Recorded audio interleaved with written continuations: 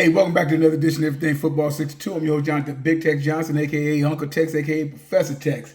And I'm going to jump right into this thing. Why is anybody surprised that Nick Saban said this? Nobody should be surprised by anything Nick Saban says when it comes to I think topics like this. First and foremost, let's get this out the way. Nick Saban, what, 5-6 championships, 4 or 5 with Alabama, however many it is and whatnot. He has a trope. He has a statue of himself already out there in front of Alabama. He's going down as one of the greatest, if not the greatest, college football coaches that ever coached, even surpassing that of the legendary Bear Bryant. I'm only doing this because one of my guys, I think it might have been Hoghead Cheese, one of my guys hollered at me, say, hey, man, when you going to do something on this? And I'm like, sure, fine, no biggie, right? And for him to be talking about, because it's an old NIL thing, name, image, likeness, and whatnot, and stuff like that. People, for somebody that, I'm 54, so this thing here is nothing new to me. Insofar as you got to go back to like probably around the mid-70s or whatever. All of this really started majorly around that time, probably even before then, but I'm just going to stick with the mid-70s.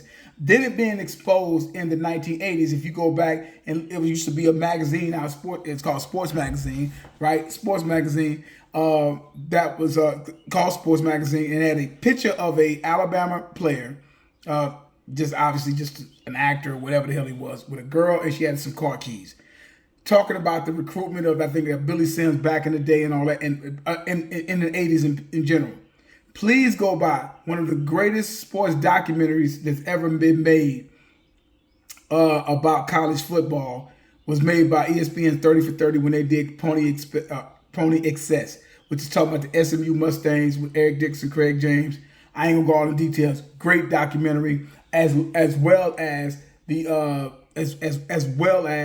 documentary that had Marcus Dupree, who played for Oklahoma for 2 years or whatever. The greatest it never was. For you kids that don't know, go look it up, Google it or whatever. You can find it on YouTube or whatever and stuff like that. But this is what we're talking about here, man. It's like these things have went on forever. I don't know whether or not the NIL is going to be this or be that. I don't know. Kids should get something and whatnot because you got a free ride, but then you really can't have a job. While other kids have free rides that I'm thinking that might be, they got a, I don't know, what's it called, educational scholarship and whatnot, and they can still work a job. While dude that's a athlete, he can't work a job. I'm thinking that's kind of how it works. I'm like, they're kids, they still want to do stuff. I don't know how this is going to work, and it's going to be interesting how it works when you start having kids making this amount of money. What is going to be the motivating factor for them to do anything? Right? I got money.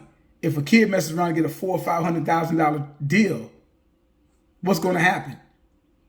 One of the keys to go after high school is go to college and to get all of these degrees and whatnot so you can make a lot of money and all this other stuff. That's what it's for. So what is the motivating factor for that particular kid? Really, what is the motivating factor for that kid?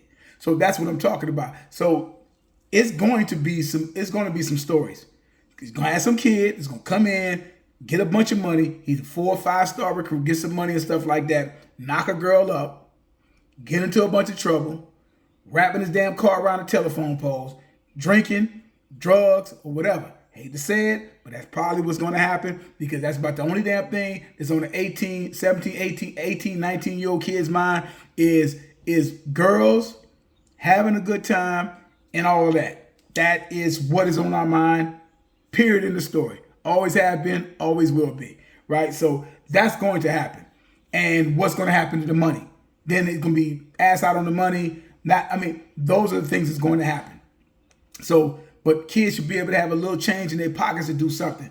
Like I said, I came up at a time, remember when all this stuff was going on, the Barry Switzers, what's my man's name? Steve Spurrier, when Bobby Bowden was talking mess about Florida and all this other kind of, vice versa, however it went and whatnot. Everybody, Joe Paterno talking about Barry Switzer, et cetera, et cetera, et cetera. I don't want to hear all that stuff.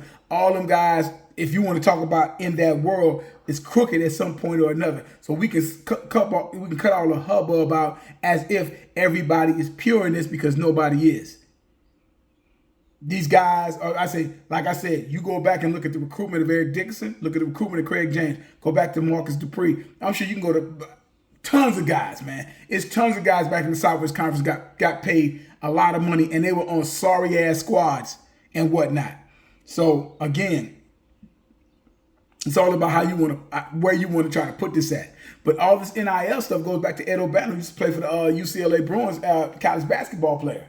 And I think him and his brother, whatever they play, I think they might have won a national championship, if I'm not mistaken, if I can remember correctly. He sued going on because even after he's over said and done with, they're having video games and they're making money off his image, and he's not getting anything from that. If you're making money off my image, I should be able to get compensated for that, right? I remember Chris Webber. He sit up there, can't get a hamburger, but his jersey is being sold for $100 in the damn store.